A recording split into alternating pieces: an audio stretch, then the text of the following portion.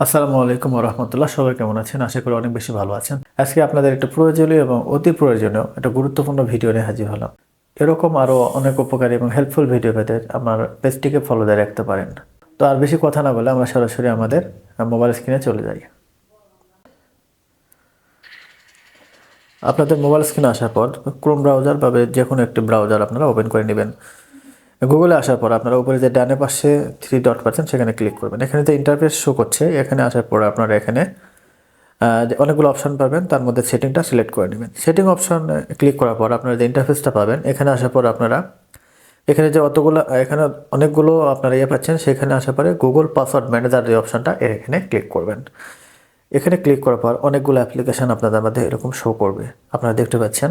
তো এগুলো কোনোটা আপনাদের কাজের না। আপনারা সরাসরি উপরে নিচে না করে আপনার ডান পাশে যে নিচে যে সেটিংস অপশন দেখতে পাচ্ছেন, এই সেটিংস অপশানে একটা ক্লিক করবেন। আমি আপনাদের সুবিধার জন্য মার্ক করে দিচ্ছি। এখানে ক্লিক করার পর আপনার উপরে যে দুটো অপশন দেখতে পাচ্ছেন, অফার টু সেভ পাসওয়ার্ড এবং অটো সাইন ইন, এই দুটো আমি অফ করে রেখেছি, আগে অন ছিল। এরকম দেখতে পাচ্ছেন। আপনার যদি এরকম নীল হয়ে থাকে তাহলে এটা দুটো অফ করে নেবেন। জাস্ট সিম্পল এতটুকুই।